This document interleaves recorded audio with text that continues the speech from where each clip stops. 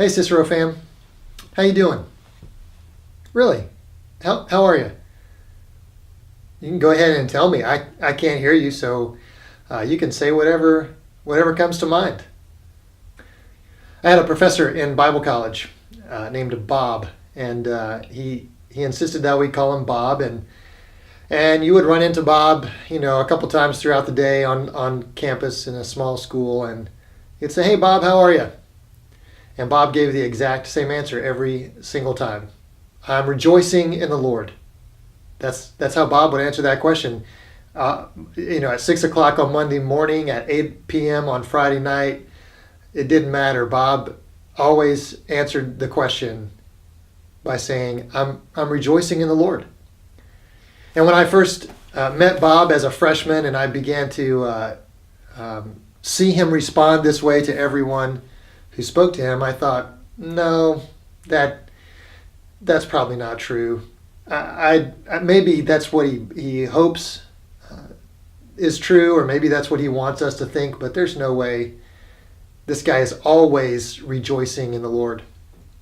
But over the next 4 years or so, as I got to know Bob a little better, sat through some of his classes, I watched him interact with people in real life and how he treated his wife in public, and was in his home a few different times. And I came to believe that Bob actually was always rejoicing in the Lord. It's really amazing to think that somebody can give that answer to that question every single day and mean it. And it was really a true reflection of what was going on in Bob's heart. And what that did for me is it led me to believe that it's possible. It's possible to move forward from where I am. I think you've probably been asked the question, "How you doing?" Multiple times this week, maybe even multiple times today. How do you respond to that? It probably depends on the person that you're talking to. If you have a relationship with them where you feel like you can actually be honest and go into it, maybe it just depends on how much time you have and if you really have time to open up some. I think most often our responses are really short and sometimes honest and sometimes not. I say, "Well, I'm doing fine. How are you?" Or I say, I've just been really busy, but it's good." Or I'll say, "You know what? I'm actually kind of tired. It's been a long week." And I think those 3 answers are the most common answers that we give, and that it says a lot about how we feel about the state of our lives, the course that we're on.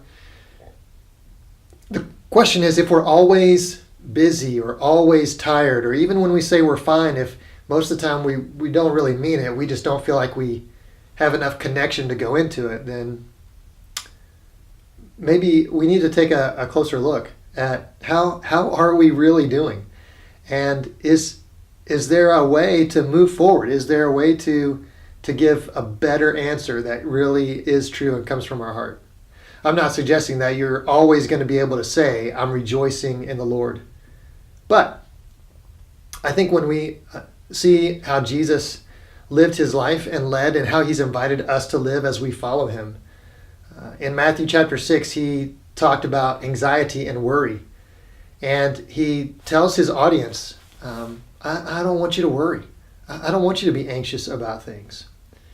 And we would say the same thing. We don't want to worry. We don't want people to be anxious. But I think maybe we assume that the stuff that's on our mind is really not all that important, and we should just be able to let it go. But the people that Jesus is talking to and the specific issues in their life that he's telling them not to worry about, these are things like, are you going to have enough food to eat today? And are you going to have clothes to wear tomorrow? Those seem pretty important. And for Jesus to say, "You know what? Yeah, those are really important, but you're a child of God and you don't actually have to worry about those things." And here's what he invites us to do instead. In Matthew 6:33, he says, "But seek first the kingdom of God and his righteousness, and all of these things will be given to you as well." So Jesus invites us into this life where when we are on a path that is moving us closer and closer to God, to being more and more like Jesus every day, then everything else in our life just kind of takes on a different feel. We have a different perspective on the busyness of our schedule, or the fatigue that we feel in our bodies, or the stress or anxiety that we experience in our minds and in our hearts. All of that takes on a different tone, and it's a tone that's positive, that actually leads us to joy. Jesus told his disciples, I have come that you would have joy. And so when we really buy in to seeking first the kingdom of God and his righteousness, I think it can make an impact on how we see the world that we're in, how we answer the question, how you doing? So as we go through this series, I am going to encourage you to take a close look at the calendar that you operate under, the way that you live each day, the details of your life that may impact how you might answer that question, how you doing? And encourage you, and I'm going to join in this journey with you and with my family, and how we can create a healthy rhythm in life that allows us to live with joy every day. So I am really looking forward to diving into this, because it's something I think is going to make a big impact in my own life, and I hope that you'll come along with me as we just learn to live with a healthy rhythm that leads to joy. God bless. Have a great day.